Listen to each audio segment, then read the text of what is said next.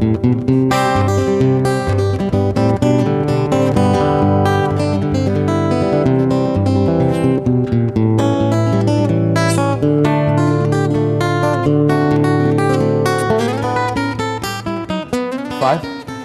4, 3, 2, 1. Hi, welcome to Dave's Kitchen. Hey. Today we're going to make a flan, also pronounced flan. If you're in France, you call it a creme caramel or a caramel custard. And if you're from Mexico, you can call it a flan. If you're on the east coast of America, it's either creme caramel or flan. Flan. You say flan, I say flan. Hey. You say pecan, I say pecan. You say tomato, I say okay. We'll get with it. Hey, Dave. In order to make this flan, what we have to do is show the folks how to make the caramel. Ooh. And so what we can do is I could show them how to make the caramel. Sure. If you show them how to make the custard mixture, no problem. We have here a sample of completed product that our students made in our school today in our culinary program. We're served in nice. 3 different styles of casseroles here. Our little custard dishes. What we're going to start with is to make the caramel. And so I'm going to go to the stove, take sugar, 1 cup of sugar with about a 1/4 cup of water, mix them together and begin to cook and turn it into a caramel. We've got the sugar and the water mixed together, and it's been cooking for a little while. You can see bubbles forming there. And we're getting a little bit of color. I want to be sure that I don't go too far with it. I want to control that caramel color. I want it to turn a golden brown, a little darker than an amber color.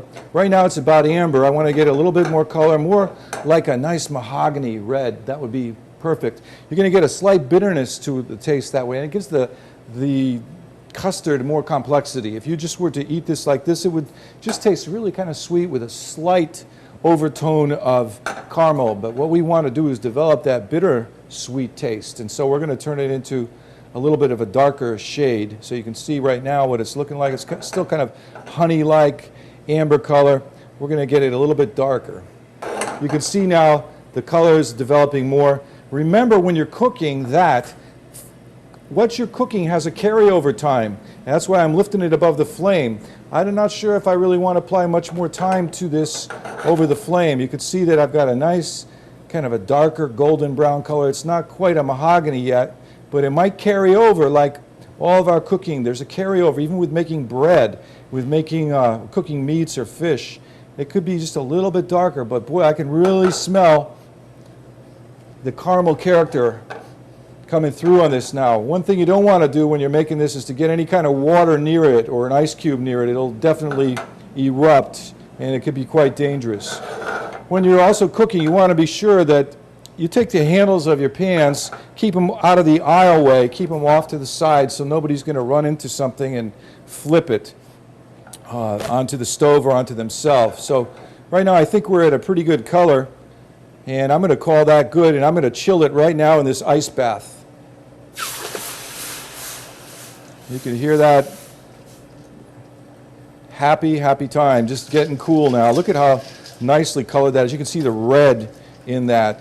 It's kind of a red, brown, rich mahogany color, and we got it just where we want it. It's that steam that's coming out, part of that is smoke from the burning of the sugar too, because it is a little bit on the burnt side. In order to get the caramel, you have to do that. Some of it's evaporation too. There's literally almost zero water left in that solution. When you boil water on a stove at sea level, it boils at 212 degrees. What we did is we performed chemical magic. We took sugar and water, created a solution, and we took the temperature of that water above 212 degrees Fahrenheit.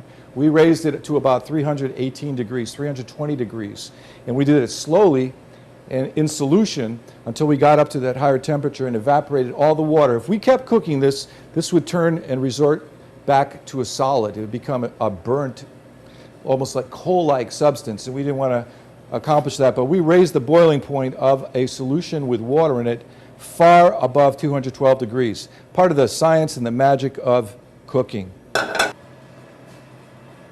Nice. Hey, thanks, Dave. What I'm going to do is take this while it's still hot. I'm just going to put it into the bottom of our dish. I'm going to move it all around so it coats the whole thing.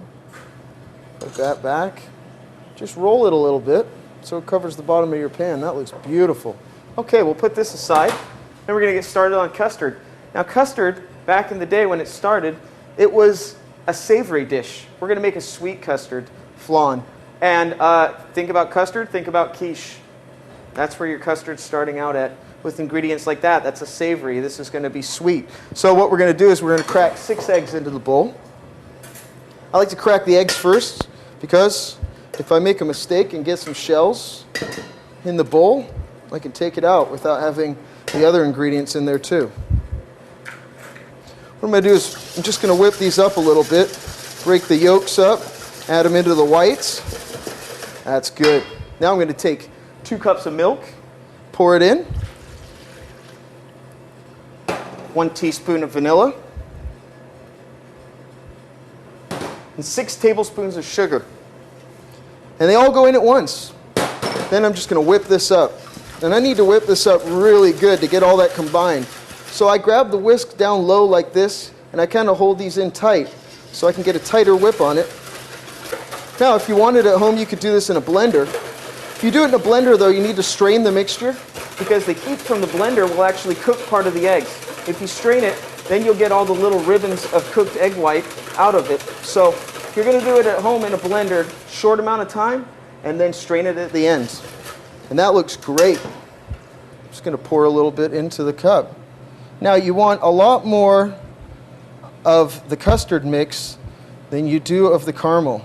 So I would say 90 to 10% ratio, 90% custard to 10% caramel in the bottom of the dish.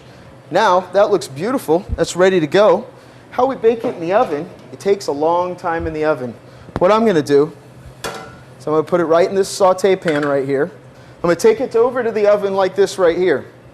Now I'm going to grab an oven glove. I'm going to pull the shelf out of my oven and I'll put it in there. Now I need some hot water. What I'm going to do is I'm going to create a water bath. By creating a water bath, it's going to cook the custard and it's not going to burn the custard. So I'm going to pull the pan out and I'm going to slowly drizzle in the water.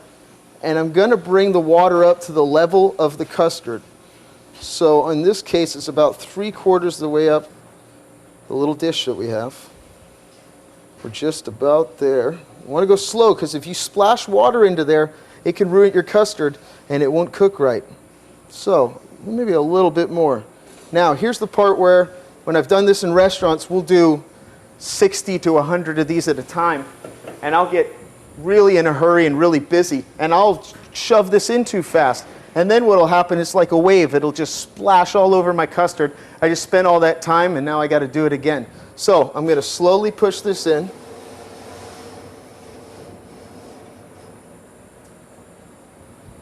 Close the doors up. Set the timer about 1 hour and 15 minutes at 350 degrees.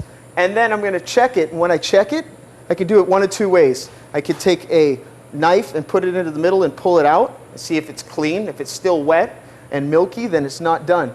Or I can shake it slightly and you can see that it's firmed up. And when it's come to that point, pull it out, refrigerate it. And next, we'll go to plating. Well, Dave, I brought my spoon. Good deal. I see you have 2 different presentation ideas. One that's right in the dish it was baked in, and one you inverted from the dish. Yeah, I just cut around the edges here with the paring knife, and then just turned the dish over on it, flipped it over, turned it over, and all the caramel dropped right out. Well, it looks like we did a pretty good job baking it. If we overcooked it, you'd see a lot of holes in the side, like Swiss cheese looking. If you overbake it, you'll know that you did that if you see those holes. So this one looks really good. It's got a really nice velvety texture on the inside, and it's got this nice soft caramel on top. Oh, it looks great. I can't wait to taste it. Here we go. Let's see what.